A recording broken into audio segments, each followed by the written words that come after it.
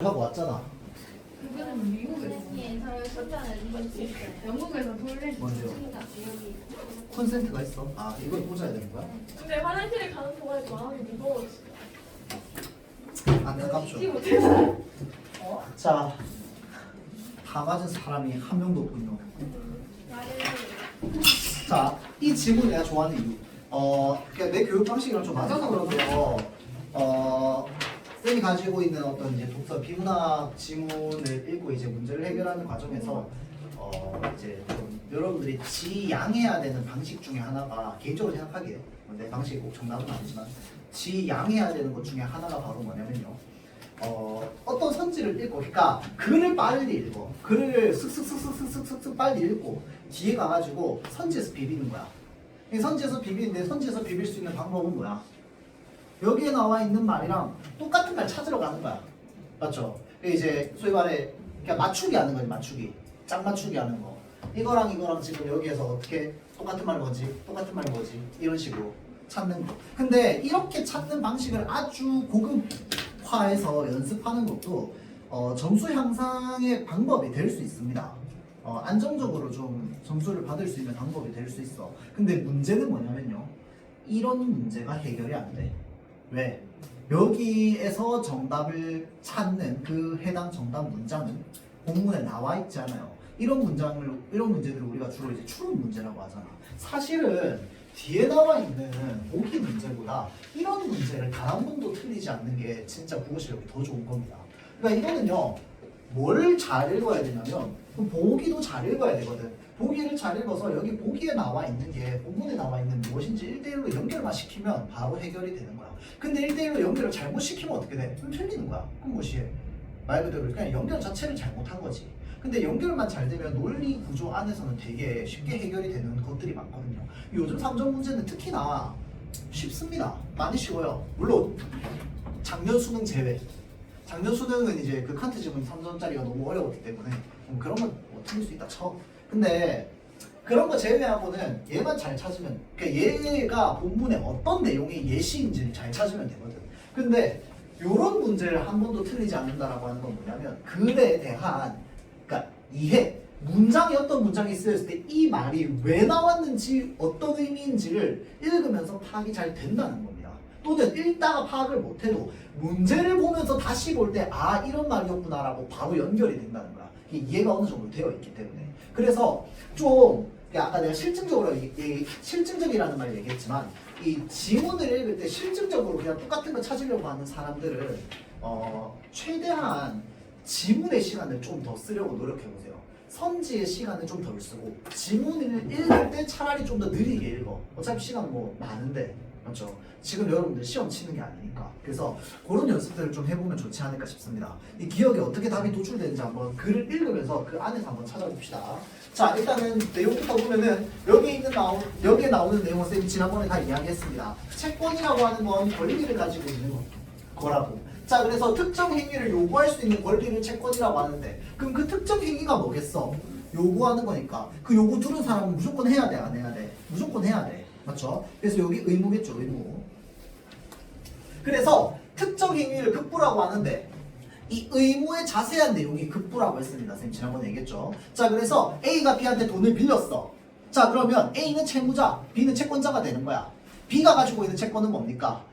어떠한 일시에 이 A가 B로부터 돈을 건네주는 것, 갚아주는 것, 그게 채권이죠. 그래서 B가 A한테 야 너 나한테 이제 돈 갚아 라고 하면은 A는 반드시 의무가 생기게 됩니다. 어떠한 일시에 그만큼의 돈을 갚아야 된다는 의무. 그 의무의 내용이 뭐라고? 급부라고 한다고 했어요. 맞죠? 자, 그래서 특정한 행위를 해주어야 할 의무를 뭐라고 한다고? 채무라고 한다고. 자, 그러면 의무를 가지고 있는 사람을 무조건 누구로 엮어야 되는 거야? 채무자로 엮어야 됩니다. 채무자로. 알겠죠? 자, 그래서 채무자가 채권을 가진 이에게 급부를 이행하면, 급부를 이행한다는 게 무슨 말이야? 의무를 실행했다 이거잖아. 의무를 실행했으면 채무 어떻게 돼? 당연히 없어지지. 맞죠? 자, 재원화 서비스 제공인 경우도 만약에 그 이외의 내용일 수도 있답니다. 민법상 권리는 여러 가지가 있는데 계약 없이 법률로 정해진 요건의 충족으로 발생하기도 하지만 대개 계약의 효력으로 발생한다. 이 세 줄에서 말하고 싶은 게 뭐야? 우리가 어떠한 권리라고 하는 건 대체적으로 무엇을 통해서 발생한다? 계약을 통해서 발생한다. 근데 계약 없이 발생하는 때도 있다 라고 얘기하는 거죠. 자, 그래서 그럼 여기서 말하는 계약이란 뭔데? 여기서부터가 이제 이해가 필요해요. 자, 권리 발생 등에 대한 당사자의 합의로서 계약이 성립하면 합의 내용대로 권리 발생 등의 효력이 인정되는 것이 원칙이라고. 그러니까 쉽게 말하면 계약이 성립됐다는 건 계약서에 적혀 있는 대로 행동해야 된다 이 말이잖아. 계약대로 행동 안 하면 안 되잖아. 그게 원칙이라는 거야. 자, 그러면 계약이 성립한다고 하는 게 무슨 말인데? 그 내가 지난번에 예시 한번 들어줬는데 여러분들이 하는 되게 일상적인 계약 뭐 있습니까? 핸드폰 구매하는 거. 핸드폰 구매할 때 약정서 쓰잖아. 근데 이상한 데다 이름 다 서명 다 쓰라고 하잖아. 서명 다 썼어. 서명 다 쓰고 나면 이제 나는 뭐 해야 돼? 나 뭐 해야 돼? 돈 주죠. 나 뭐 받아야 돼? 핸드폰 받아야지. 맞죠? 자, 그래서 그게 계약이 성립한 겁니다. 서명 다 하고 그 계약 내용대로 실현되는 거. 그게 계약의 성립이야. 알겠죠? 자, 당장 필요한 재화나 서비스는 그 제공을 급부로 하는 계약을 성립시켜서 확보하면 된다며. 계약서 다 쓰고 나 돈 줬으니까 핸드폰 주세요. 이게 지금 뭐야? 당장 필요한 재화나 서비스를 받는 거잖아. 맞죠? 미래에 필요할 수도 있는 재화나 서비스라면 자, 여기 뭐라고 되어 있냐면 미래에 필요할 수도 있는 거 계약을 성립시킬 수 있는 권리를 확보하는 것이 유리하다고. 자, 그 말은 무슨 말이야? 계약이 성립됐어 안 됐어? 되기 전이라는 말입니다. 계약이 성립되기 전에 하는 행위가 바로 뭐야? 미래에 하는 거고 그게 여기에서 뭐라고 적혀 있어요? 예약이라고 적혀 있습니다. 예약은 계약이 성립되기 전에 하는 거야. 이게 연결돼야 돼. 성립시킬 수 있는 권리라고 했으니까. 알겠죠? 자, 이를 위해서 예약이 활용되는데 일상에서 예약이라고 할 때와 법적인 관점에서의 예약이 구별된답니다. 자, 그러면서 우리가 일상적으로 쓸 때 기차 탑승을 위해서 미리 돈을 지불하고 승차권을 구입하는 것을 기차 승차권을 예약했다라고 일상적으로 쓴단 말이야. 맞죠? 근데 이 경우는 예약에 해당하지 않는 계약이랍니다. 자, 그러면 이게 예약에 해당하지 않는다는 건 무엇에 예약에 해당하지 않는다는 거야? 법적인 관점에서 해당하지 않는다는 거야. 그러면 우리가 일상적으로 기차 탑승을 위해서 미리 돈을 지불하고 승차권을 구입하는 건 뭐야?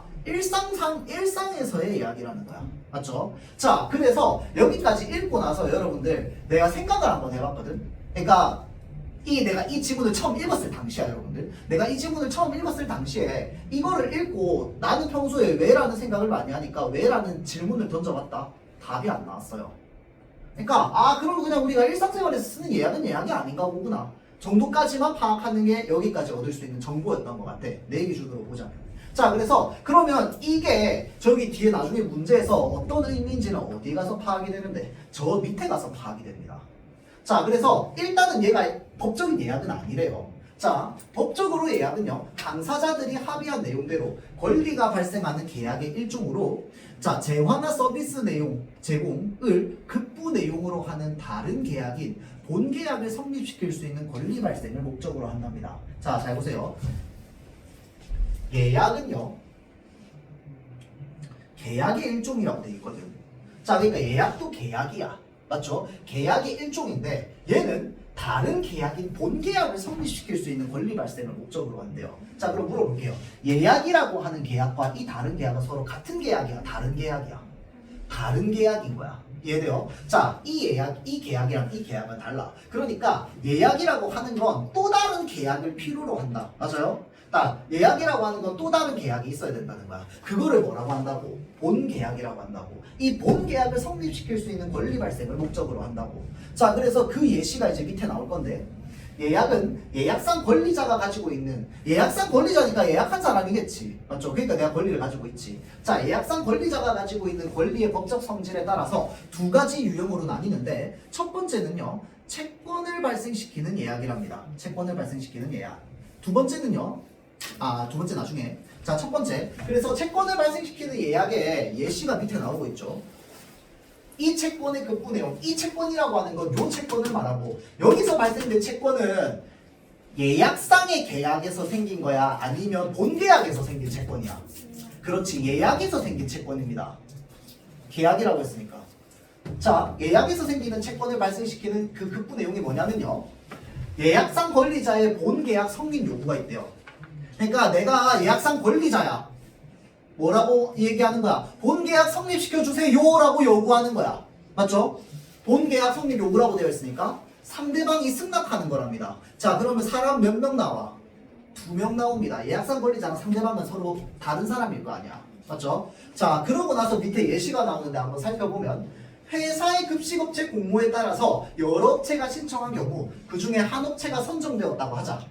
자, 회사에서 통지하면 예약이 성립한대요. 자, 회사에서 통지하면 예약이 성립하고 이에 따라 선정된 업체가 급식을 제공하고 대금을 받기로 하는 본계약 체결. 아! 본계약이 뭔데?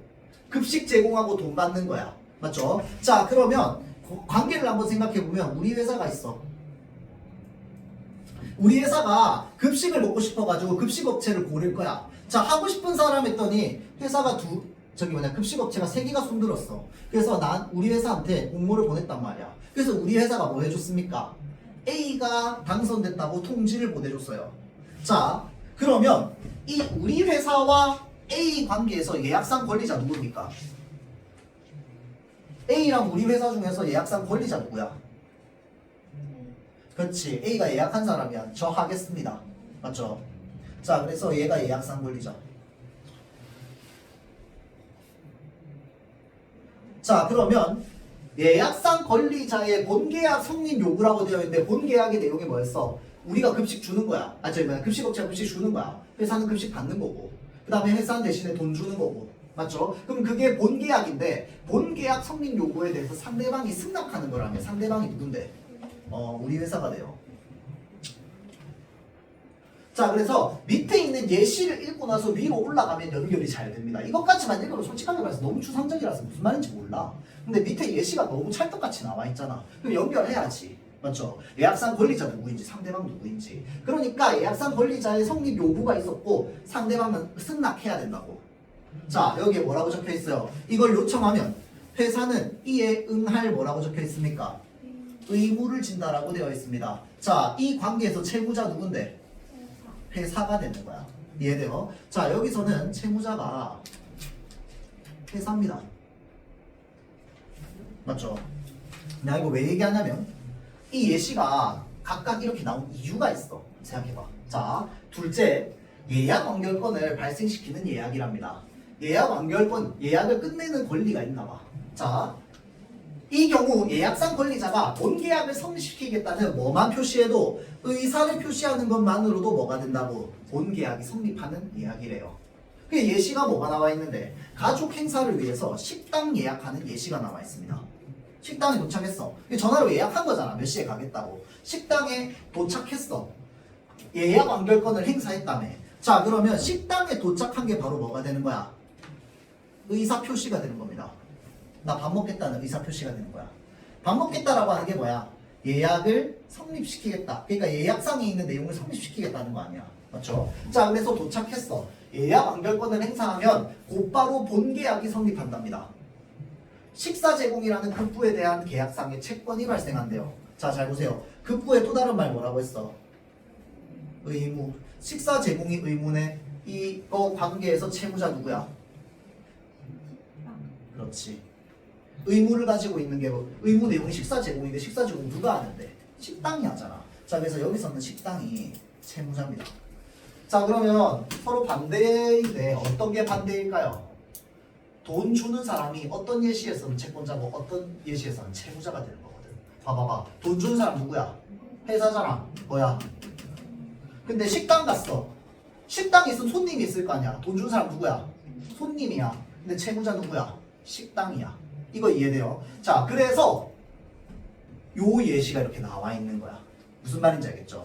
자, 다음 이걸 통해서 얻었던 정보, 선생님 기준으로 이걸 보면서 의문이 하나 생겼어요. 무슨 의문이 생겼을까요? 이 예시를 보면서 살면서 식당 예약하는 거 혹시 한 번도 못 봤어요? 다 봤을 거 아니야. 맞지? 왜 봤는데? 일상적으로 하니까. 그러면 일상적으로 우리 식당 예약하는데 얘는 법적인 예약이잖아. 다시 올라가서 얘는 왜 법적인 예약이 아닌데? 얘도 일상에서 하는 거고 쟤도 일상에서 하는 건데? 그렇죠. 미리 돈을 지불했다. 이걸 다른 말로 뭐라고 얘기할 건데? 계약 완료. 그렇지. 성립되었다라고 보는 거야. 자, 밑에 있는 예시랑 얘랑 비교하면 차이점은 하나밖에 없습니다. 밑에 있는 식당 예약 예시는 여러분들 돈 결제를 언제 하는데? 밥 다 먹고 꺽하면서 하는 거 아니야? 맞지? 자, 근데 여기서는 뭐야? 지금 돈은 지불했는데 기차를 안 탔다고 아직. 나중에 탈 거라고. 맞죠? 자, 그래서 미리 돈을 지불했기 때문에 계약이 어떻게 되어 있어? 성립되어 있는 거야. 근데 아까 예약의 뜻이 뭐라고 했어? 계약 성립할 때 하는 거야? 성립 전에 하는 거야? 성립 전에 계약을 발생시킬 수 있는 권리를 가지는 게 예약이라며. 근데 이미 계약이 성립되었다고. 그러니까 얘는 법적인 예약에 해당이 안 된다는 거야. 자, 그러니까 계약은 끝났고 그 계약을 통해서 얻을 수 있는 권리가 있을 거 아니야. 그 권리 내용이 뭔데? 기차 탑승이야. 해도 되고 안 해도 되잖아. 맞죠? 그러니까 기차 탑승은 의무가 아니라 권리라고. 자, 그렇기 때문에 이미 계약은 성립했고 그 채권의 행사만 언제 하는 거야? 나중에 하는 거야. 채권의 행사가 뭔데? 기차 탑승이지. 해도 되고 안 해도 되는 거. 맞죠? 자, 그래서 뒤에 있는 문제를 한번 보자면 71번 기억. 정답이 몇 번이 돼야죠? 미리 구입하는 건 계약을 성립시키면서 채권의 행사 시점을 미래로 정해두는 거야. 자, 우리가 돈으로 결제했어. 돈을 결제했는데 내가 제공받아야 되는 건 뭐야? 기차 탑승이라고 하는 서비스거든. 용역이야. 맞죠? 자, 용역을 제공받아야 되는데 그 용역은 내 권리이기 때문에 나중에 하는 거야. 이해되죠? 자, 5번이 틀린 이유는 뭔데요? 돈을 미리 지불하는 것. 자, 돈을 미리 지불한다. 이걸 이제 뭐로 바꿔볼 거야? 그렇지. 밑에 봅시다. 미래에 필요한 기차 탑승 서비스 이용이라고 하는 계약을 성립시킬 수 있는 권리라고 되어 있잖아. 성립시킬 수 있는 권리라는 건 계약 전이라는 거야. 중이라는 거야. 전이잖아. 맞죠? 그래서 계약 전에 하는 그 권리를 확보하는 걸 뭐라고 하는데? 예약이라고 한다고. 자, 그러면 봐봐봐. 얘는 법적인 예약에 해당 안 하는 예시라며. 근데 법적인 예약의 정의가 이거라고. 그러니까 연결하면 안 된다고. 본문에 이 문장이 그대로 있으니까 이거 5번 체크 많이 한다고. 의미가 무엇인지 생각해봐야 돼. 얘랑 얘 차이가 무엇인지. 얘는 예약의 정의야. 근데 얘는 예약에 해당하지 않는 거야. 맞죠? 그러니까 연결될 수 없는 겁니다. 알겠죠? 자, 다시 본문으로 돌아올게요. 자, 여기 부분. 예약에서 예약상 급부나 본계약상 급부가 이행되지 않는 문제가 생길 수 있는데 예약의 유형에 따라서 발생 문제의 양상이 다르답니다. 자, 일반적으로 급부가 이행되지 않았어. 급부는 의무잖아. 맞지? 그럼 의무가 이행되지 않았다. 좀 쉬운 말로 뭐야? 했어야 되는 일을 안 했다 이 말입니다. 맞죠? 자, 급부가 이행되지 않아서 채권자에게 손해가 발생했어요. 채무자는 자신의 고의나 과실에서 비롯된 것이 아님을 증명하지 못하는 한 무슨 책임을 진다고? 채무 불이행 책임을 진다고. 해야 되는 일을 안 했어. 책임진다고. 자, 다음 이로 인해서 채무의 내용이 바뀐답니다. 사실 문제로는 안 나오는데 요 말의 의미로 나는 이해하면 좋을 것 같아요. 채무 불이행 책임을 안 졌어. 그러니까 채무 불이행했어. 맞죠? 그래서 책임이 생겼어. 그러면 채무의 내용이 바뀐답니다. 어떻게 바뀌는데? 원래의 급부 내용이 무엇이든 채권자의 손해를 무엇으로 물어줘야 된다? 돈으로 물어줘야 되는 손해배상 채무로 바뀌게 된답니다. 아, 채무의 이름이 바뀌네? 그게 끝이야? 이름이 바뀌었다는 건 의무의 내용도 바뀌었다는 뜻이야. 뒤에 나오는 미용실 예시 있잖아. 미용실 예시로 한번 들어보세요. 내가 예약을 했어요. 갔더니 어떤 놈이 불법적으로 새치기 해가지고 내 자리에서 머리를 자르고 있어. 그리고 그 미용실 직원은 그걸 해주고 있어. 맞죠? 그래서 나한테 손해가 발생해서 나 여기까지 시간 맞춰서 온다고 택시비 3만원 썼는데 예를 들어서 그럼 나한테 손해가 발생했잖아. 달라고 해야 될 거 아니야. 자, 그래서 그 돈을 물어줘야 된다고. 맞죠? 자, 그러면 원래 가지고 있었던 채무는 뭐였는데? 그렇지, 머리를 잘라주는 거죠. 머리를 잘라주는 게 원래 채무야. 손해배상 채무로 바뀐 뭐로 바뀐 거야? 돈으로 물어준 거. 그래서 채무의 내용이 바뀐 거야. 맞죠? 자, 다음. 만약 타인이 고의나 과실로 예약상 권리자가 가지고 있는 권리 실현을 방해했다면 그럼 여기서 말하는 타인은 어떤 사람을 말하는 거야? 끼어든 사람, 제3자일 거 아니야. 맞죠? 새치기 한 사람. 맞죠? 자, 그래서 제3자가 방해했다면 예약상 권리자는 그에게도 책임을 물을 수 있답니다. 법률에 의하면 누구든 고의나 과실에 의해서 타인에게 피해를 끼치는 행위를 하고 그 행위의 위법성이 인정되면 불법 행위의 책임이 성립하여, 자, 잘 보세요. 가해자는 피해자에게 손해를 돈으로 배상할 채무를 지기 때문이다 라고 되어 있어요. 이 말이 무슨 말인데? 요거랑 똑같은 말인데, 맞죠? 자, 이 사람 채무 불이행해서 책임이 뭘로 바뀌었어? 돈으로 물어줘야 되는 손해배상 채무로 바뀌었어. 방해한 사람이 있어. 방해한 사람 뭘? 손해를 돈으로 배상할 채무를 진다는 거야. 그러니까 내 택시비 3만 원을 이 사람이 갚아줘야 되는 채무도 생긴다는 거야. 맞죠? 자, 다만 예약상 권리자에게 예약 상대방이나 방해자 중 누구라도 손해배상을 하기만 한다면 얘든 누구라도 하기만 한다면 손해배상 다른 한쪽의 배상 의무도 사라진다는 거야. 왜 그런데? 급부 내용이 동일하기 때문에 그렇다는 거죠. 쉽게 생각하면 이런 거야. 내 3만 원을 누가 갚아줄 건데 얘가 갚아줘도 상관없고 미용사가 갚아줘도 상관없고 새치기 한 사람이 갚아줘도 상관없다는 거야. 그렇게 둘 중에 아무나 갚아주기만 하면 의무는 사라진다고. 왜 그런데? 급부 내용이 동일하기 때문에 그런 거지. 원래는 급부 내용이 뭐였어? 머리 잘라주는 거였어. 나중에 뭘로 바뀌었어? 택시비 갚아주는 걸로 바뀌었어. 근데 얘가 막 가야 되는 택시비 갚아준다. 얘가 해야 되는 택시비 갚아주면 내용이 동일하잖아. 맞죠? 그러니까 둘 중에 누구나 하면은 소멸된다고. 맞죠? 자, 72번부터 한번 볼게요. 채권을 발생시키는 예약의 예시 뭐였습니까? 급식업체 공모였어요. 예약 완결권을 발생시키는 예시 뭐였습니까? 식당 예약이었죠. 자, 본계약부터 봅시다. 본계약이 제일 쉬워요, 사실. 자, 본계약상 급부에서요. 일단은 누구부터 찾아라고? 누구부터 찾아야 돼? 채 뭐? 채? 이러면 채권자야, 채무자야. 채무자부터 찾아야 된다고. 급부는 의무 내용이라며. 의무를 누가 지고 있는지를 찾아야지. 자, 급식업체 공모에서 아까 채무자 누구라고 했어? 앞에 봐. 회사가 채무자였죠. 그럼 채권자는 누구야? 급식업체지. 그쵸, A.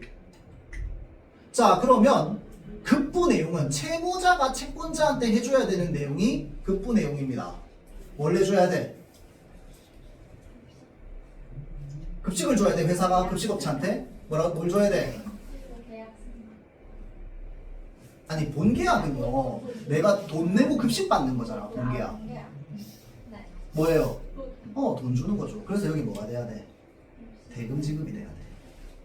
채무자가 해야 되는 거. 급부 내용이니까. 이해되죠? 자, 그럼 기억 봅시다. 기억은 예약상 급부였습니다. 자, 예약상 급부도 어찌됐건 간에 의무를 가지고 있는 사람은 누군데? 회사야. 회사가 해야 되는 일 찾아봅시다. 자, 예약상 권리자의 본계약 승인 요구에 따라서 상대방이 승낙하는 게 지금 예약이라며. 맞죠? 자, 그게 지금 채권을 발생시키는 예약인 거잖아. 자, 그래서 이 상대방 아까 누구라고 했어? 우리 회사라고 했어. 맞죠? 우리 회사가 승낙하는 거라고. 이해돼요? 자, 다음. 회사는 이에 응할 의무를 진다며. 맞죠? 그럼 이 응한다가 뭐야? 승낙하는 거랑 똑같은 말이잖아. 현실에서 똑같은 말이 아니고 이 글 안에서 똑같은 말이라고. 응하다라고 하는 건 대답하는 건데 그 대답을 뭘로 해야 돼? yes로만 해야 돼요. 왜? 예약상 권리자가 요구하는 거니까. 맞죠? 자, 그러면 의무 내용이 뭐가 되는 거야? 승낙하는 게 되는 거야. 맞죠? 자, 그래서 연결해보면 뭐가 돼야 돼? 급식계약 승낙이 돼야 되지. 자, 다음 니은 한번 생각해볼까? 자, 이거 사실은 기억 디귿만 찾아도 답 나오는 건데. 자, 니은 봅시다. 식당을 예약했어요. 잘 보세요. 식당을 예약했어. 뭐만 하면 본계약이 시작된대요. 식당에 그 의사표시가 뭐였어? 식당에 도착하는 거. 맞죠? 식당에 도착하는 건 예약상 권리자가 표시한 의사잖아. 의사. 여기 의무 있었어? 식당이 반드시 해야 되는 일 있어? 없어. 찾아오는 사람이 반드시 해야 되는 일도 없어. 해놓고 안 가도 돼. 맞지? 자, 근데 왔어. 오면 바로 뭐가 시작된다고 돼 있어? 본계약이 시작된다는 말이 문장에 있습니다. 본계약이 시작된다고. 그러면 예약상 계약은 벌써 끝났다고. 이해되죠? 자, 그러니까 해야 되는 일 있어? 없어? 없습니다. 무슨 말인지 알겠죠? 자, 그래서 본계약이 바로 시작하기 때문에 채권자가 누구야? 전화한 사람이 채권자잖아. 식당이 채무자고. 맞죠? 근데 채권자는 도착했잖아. 채무자는 뭐해? 그냥 밥 주잖아. 밥 주는 건 뭐야? 본계약이잖아. 그러니까 예약상의 그 급부에서는 아무것도 할 게 없는 거야. 바로 본계약이 시작하기 때문에. 이해되죠? 자, 정답이 몇 번이 되는 겁니까? 1번이 되는 겁니다. 이해되죠? 자, 다음. 요거 미용실은 아까 쌤이 예시 들어줬다, 그쵸? 자, 그래서 병이 지금 세치기를 한 상황입니다. 고의로. 자, 그럼 볼게요. 이 사실은 여기에 과실이 있는 경우랑 그 다음에 그 과실이 있는지 없는지 모르는 경우가 있는데 이거 사실 다 상관없습니다. 과실이 있는지 없는지 증명하지 못했다라고 하는 게 무슨 말인데? 손해배상 채무 가진다는 거잖아.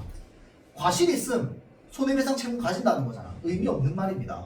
이해되죠? 자, 그럼 뒤에 봅시다. 을은 갑에 대해 채무 불이행 책임져요, 안 져요? 지죠? 머리 잘라줘야 되는데 잘라줬어, 안 잘라줬어? 안 잘라줬어. 원래 을이 가지고 있었던 채무가 뭐였어요? 예약을 받았으니까 내가 원하는 시간에 머리 잘라줘야 되잖아. 근데 안 잘라줬다고. 자, 그러니까 했어야 되는 일 안 한 것에 대한 책임 있죠. 병은 끼어들었단 말이야. 손해배상 채무 있어, 없어? 있죠. 맞죠? 끼어든 사람도 손해배상 해줘야 된다고. 자, 다음 두 번째. 가가 발생하는 과정에서 을의 고의가 있는 경우 을과 병은 모두 갑에게 손해배상 채무를 지고, 자, 을과 병은 모두 손해배상 채무를 지고 을이 배상을 하면 병은 갑에 대한 채무가 사라진다. 자, 채무불이행 책임이 나중에 뭘로 변한다고 했어? 손해배상 채무로 바뀐다고 했잖아. 머리를 못 잘라줬으니까 책임져야지. 그 책임이 바로 뭐였어? 돈으로 물어주는 거. 돈으로 물어주는 거의 다른 말이 뭐야? 손해배상 채무. 맞죠? 자, 그래서 돈으로 물어줘야 돼. 병은 갑에 대한 채무 사라지는 거 맞죠? 자, 다음 3번 봅시다.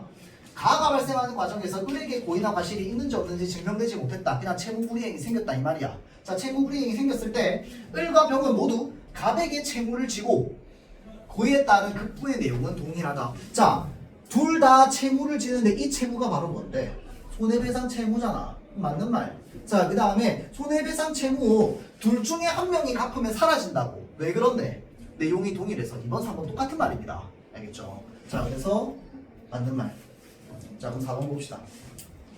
가가 발생하는 과정에서 을에게 고의나 과실이 있는지 없는지 증명되지 않았으면 을과 병은 모두 채무불이행 책임을 지므로 갑에게 손해배상 채무를 진다라고 되어 있습니다. 자, 틀렸어요. 뭐가 틀렸을까요?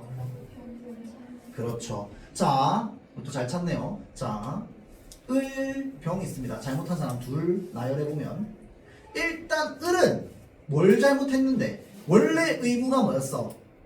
머리 손질이었어. 이거 했어야 되는 일입니다. 했어, 안 했어? 안 했어. 채무불이행이죠. 했어야 되는 일을 안 했다. 맞죠? 자, 병 봅시다. 병이 원래 했어야 되는 일 있어, 없어?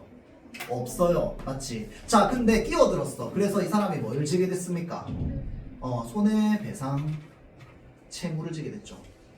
그래서 우리가 이 단어의 의미를 좀 잘 생각해보면 충분히 좀 떠올릴 수 있는데, 병이 채무불이행 책임을 지기 위해서 뭐가 필요한데? 이 채무가 있는데 이 돈을 안 갚으면 그때 채무불이행이 생기는 거야. 맞죠? 근데 병은 아직까지 그러기 전이잖아. 뭐 어디 도망갔다는 얘기 없잖아. 맞죠? 그러니까 얘는 채무불이행 책임을 지는 게 아니고 뭐야? 손해배상 책임을 지는 겁니다. 맞죠? 근데 얘는 왜 그러면 채무불이행 책임을 지는데 했어야 되는 일을 안 했거든. 맞죠? 그래서 손해배상 채무를 지는 거잖아. 그래서 정답이 4번이 되는 거죠. 맞죠? 자, 다음 질문. 요거는 세금 관련되어 있는데 요거는 좀 쉽습니다. 이거는 평가원 지문은 아니고 그냥 교육청 모의고사 지문이거든요. 근데 요게 여러분들 그 내신에서 독서를 좀 하다 보면 학교에서 선생님들이 요거를 좀 시험범위 좀 많이 넣습니다. 지난 학기에 내가 2학년 독서하면서도 2개 학교가 이게 시험범위에 들어갔던 것 같아요. 이 이유가 뭐냐면 수요와 공급 관련해가지고 이제 뭐 가격이 오르고 내리는 거를 굉장히 좀 간단하게 표현해 놓은 지문 중에 하나예요. 그래서 좀 기본 지식이 좀 쌓기 좋죠. 자, 그래서 요 지문을 읽고요. 6번 문제랑 7번 문제를 풀 겁니다. 난이도는 쉬워서요. 따는 게 더 싫어요. 저 어렵다 생겼어요. 다시 얘기할게요. 푸는데 좀 덜 고통스러워서 시간은 8분 줄 건데 7번 문제에 낚시 포인트가 하나 있어요. 좀 찾으면 좋을 것 같아요. 자, 문제 한번 풀어봅시다. 8분. 진짜 못 읽겠다. 정신 차려.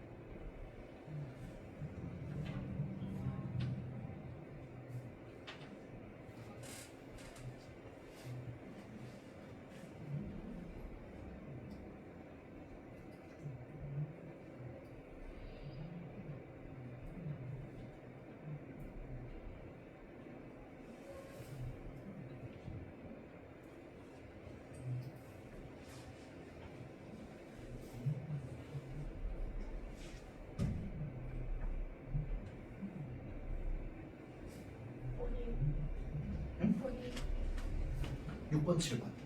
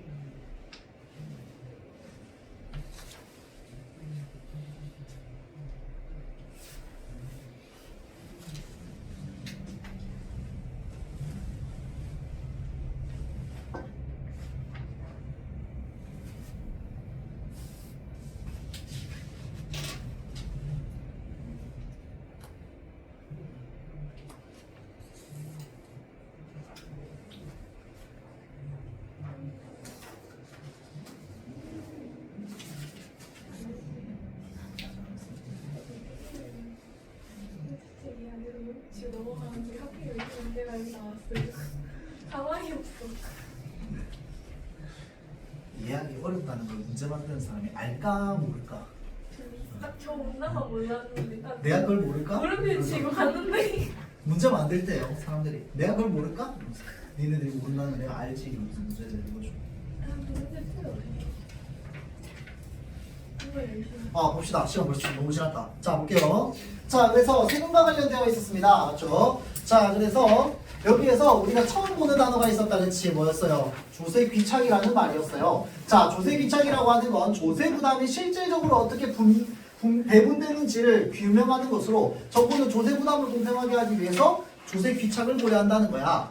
자, 그럼 조세 귀착이 아직까지 정확하게 뭔지 모르겠는데, 자, 조세 부담의 법적 귀착은 법적으로 조세를 납부할 책임을 가진 사람이 지는 부담이라고 되어 있어서 법적 귀착이라고 하는 게 있고 또 어떤 귀착이 있었어?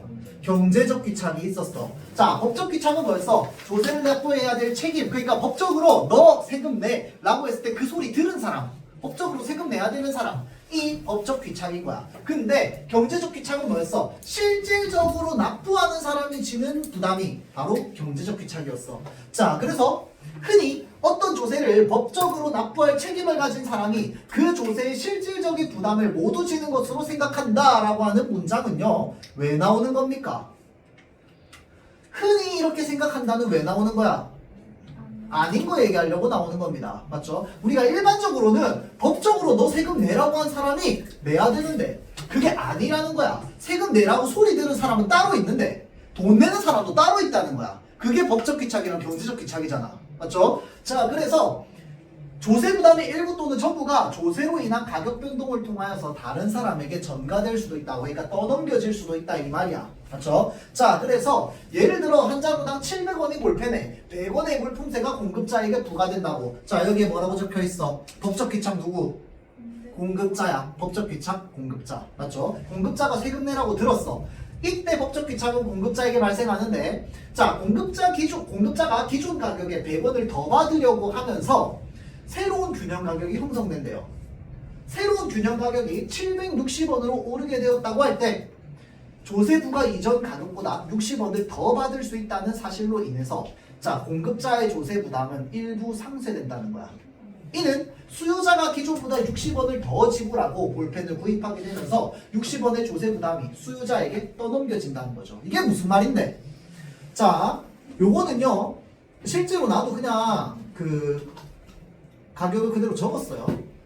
자, 생각해봤어.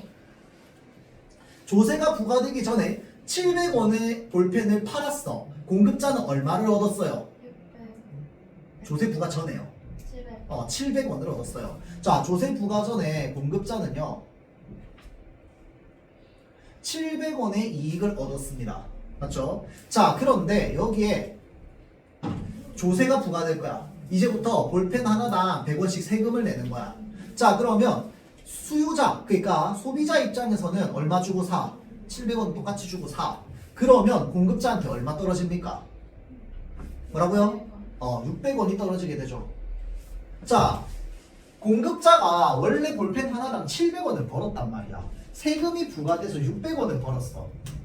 가족들 다 굶어 죽게 생겼단 말이야. 맞죠? 그럼 사라 못 사라? 못 사라. 그럼 방법은 뭔데? 그렇지, 가격 올려야지. 맞죠? 자, 그래서 세금이 포함된 가격으로 얼마까지 올려? 760원으로 올렸다고 칩시다. 자, 760원으로 올리면 공급자는 얼마 받는데? 그렇지, 660원 얻게 되겠지. 맞죠? 자, 그러면 760원이니까 원래 수요자 입장에서는요 700원 주고 사야 되는 거 얼마 주고 샀어? 60원 주고 샀잖아. 자, 그럼 수요자는 얼마 손해봤어? 60원 손해봤죠. 자, 그러면 공급자는 세금 부과되기 전에 분명히 얼마의 이익을 얻었어? 700원의 이익을 얻었어. 지금 얼마 얻어? 660원 얻어. 손해 얼마 봤어? 40원 받지. 자, 이 마이너스 60이랑 마이너스 40을 합쳐서 어디로 간 거야? 나라한테 간 거야. 맞죠? 자, 그래서 이런 구조가 만들어진다는 거야. 맞죠? 끝까지 좋아하는데. 그럼 다 이해했는데 끝났네. 아니 근데 바뀌잖아요. 자, 봐봐봐. 자, 여기에서 법적 귀착 누군데? 공급자. 공급자에게 부과됐어, 법적 귀착. 그런데 경제적 귀착 누가 더 지고 있어? 수요자가 지고 있는 꼴이 되는 거야. 무슨 말인지 알겠죠? 이런 상황이 만들어질 수 있다는 거지. 예시로. 자, 그다음은 물품세가 수요자에게 부과되면 이 적혀있는데 솔직하게 말하면 안 읽어도 돼. 똑같은 말이야. 그냥 반대로 바뀌기만 한 거야. 자, 수요자에게 부과되면 수요가 줄어들면서 새로운 균형 가격이 기존보다 낮게 형성된대요. 이게 무슨 말입니까? 그러니까 수요자한테 부과됐잖아. 수요자한테. 자, 그러면 봐봐봐. 상황이 어떻게 되는 겁니까? 700원짜리 볼펜이 있었어. 자, 공급자는 원래 얼마 얻었어? 700 얻었잖아. 맞죠? 자, 수요자한테 부과됐다며. 수요자 얼마 주고 사야 돼? 800원 주고 사야 돼. 공급자 얼마 얻어? 700원 얻어. 여전히 똑같잖아. 근데 균형 가격이 왜 형성되는데? 수요자 입장에서 갑자기 100원 올라. 기분 나빠 안 나빠? 나빠. 원래 사던 개수만큼 사 안 사?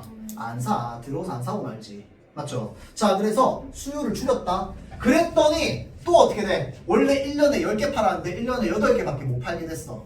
굶어주고 안 굶어주고? 굶어주고. 그러니까 뭐 해야 돼? 판매량을 늘려야 될 거 아니야. 가격을 깎아줘야겠다. 얼마로 깎아줘? 예를 들어서 한 700, 한 80까지 내렸다고 칩시다. 가격을.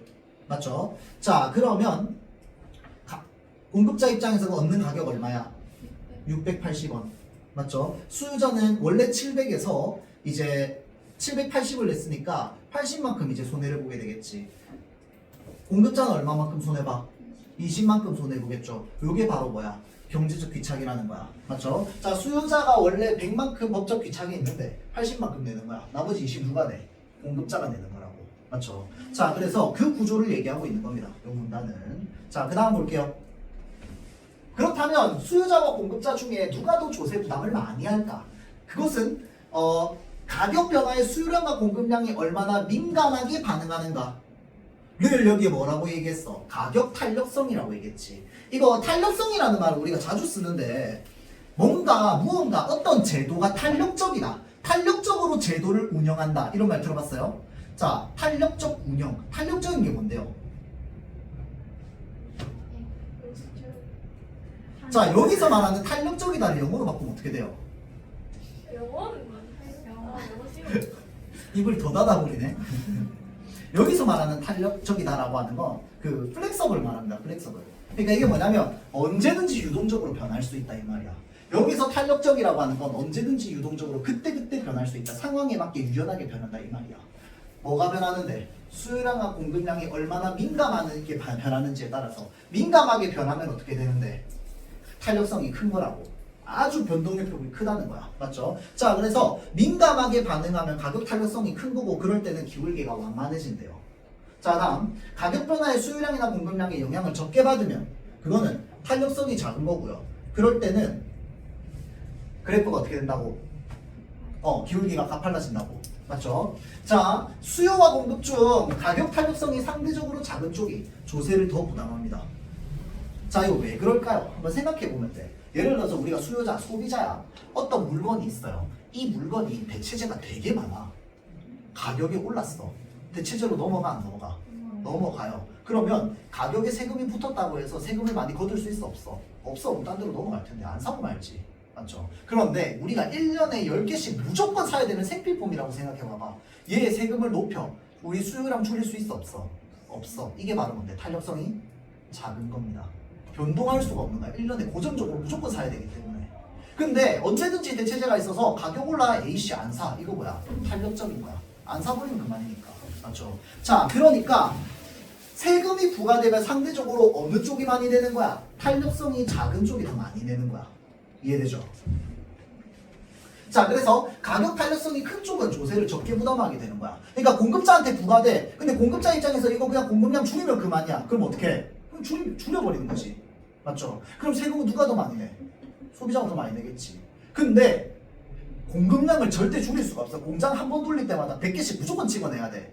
근데 수요량이 80개로 확 줄어버렸어. 그럼 세금 다 누가 내? 공급자가 내겠지. 이해되죠? 자, 탄력성이 높으냐 작으냐에 크냐 작냐에 따라서 상대적으로 탄력성이 작은 쪽에 세금을 많이 낼 수밖에 없다고. 그러면 국가가 세금을 많이 걷기 위해서는 어느 쪽에 부과해야 돼? 가격 탄력성이 작은 쪽에 부과를 해야 되는 거지. 이해되죠? 자, 옆에 봅시다. 각국의 정부는 여기에 조건이 뭐라고 적혀 있어? 세수를 늘리기 위해서, 세금을 늘리기 위해.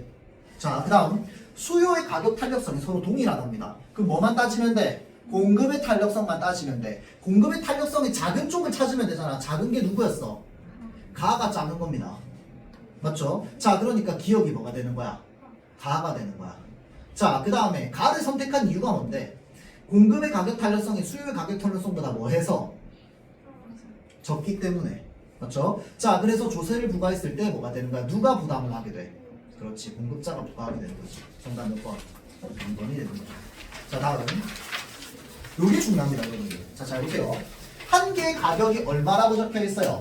1,000원이라고 적혀 있어. 한 개당 200원의 물품세가 붙었다고 칩시다. 자, 그러면 실제로 팔리는 가격이 얼마인지 정확하게 알 수 없으나, 봐봐봐. 수요자한테 부과됐다며. 그럼 소비자 입장에서 생각해봐봐.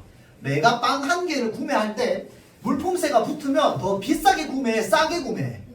비싸게 구매할 수밖에 없잖아. 맞죠? 근데 우리가 일반적으로 가격이라고 생각하면 소비자 가격을 생각하기 마련인데, 자, 일단은 요 수요 곡선부터 보면은 D1이 있고 D2가 있어. 수요가 더 높은 게 어느 쪽이야? 둘 중에 수요가 더 높은 게 어느 쪽이야? D1이 수요가 더 높은 겁니다. 이거를 못 찾으면 어쩔 수 없어요. 근데 우리가 일단 기본적으로 수요 곡선이 이렇게 돼 있으면 얘가 수요량이 더 많은 겁니다. 맞죠? 자, 그러면 세금이 붙으면 수요량이 늘어나 줄어들어? 줄어들어. 그러면 점의 위치가 어디에서 어디로 이동했다는 거야? A에서 B로 이동했다는 거야. 근데 여기서 여기로 화살표 친 애들 많이 봤거든요. 이번 수업 말고도. 근데 왜 그렇게 되면 답을 못 찾으면 안 되는 거야. 왜? 여기에서 여기로 이동했다는 사실을 내가 알고 있잖아. 봐봐봐. 그러면 가격이 어떻게 됐다는 거야? 1000에서 920으로 바뀌었다는 거야. 세금이 붙었는데 가격이 떨어질 수 있어요? 소비자 입장에서? 없어. 이 가격은 누구 입장에서 가격이야? 공급자 입장에서의 가격입니다. 이해되죠? 이거 공급 가격이야. 소비 가격이 아니고. 우리가 돈 결제할 때 내는 돈이 아니라고. 자, 그러면 1000에서 920으로 바뀌었어요. 자, 그러면 공급자 입장에서 내게 되는 세금 얼마야? 80원이 되는 거야. 경제적 귀차. 자, 그러면 공급자가 80이기 때문에 역으로 추론하면 수요자는 얼마 내게 되는 거야? 120이 되는 거야. 그래서 빵 가격이 얼마가 되는 거야? 1120원이 되는 거야. 1000원이라는 빵 가격에 수요자가 내야 되는 120원의 세금이 붙어서. 근데 1120은 이렇게 계산해야 됩니다. 알겠죠? 자, 그럼 2번, 3번 선지 봐봐봐. 자, 수요자가 지불하는 빵 한 개 값이 1120원이라며. 그럼 공급자가 가지는 거 920원. 맞아요? 맞지? 두 개 똑같은 말입니다. 2번, 3번 선지는요. 맞죠? 자, 그러면 뭐 하면 돼? 4번을 보면 돼. 자, 지금 봐봐봐. 공급자에게 전가된 게 120원이야? 뭐라고 해야 돼? 80원이라고 해야지. 맞죠? 자, 그래서 이렇게 정답이 4번이 나오는 겁니다. 정리해 봅시다.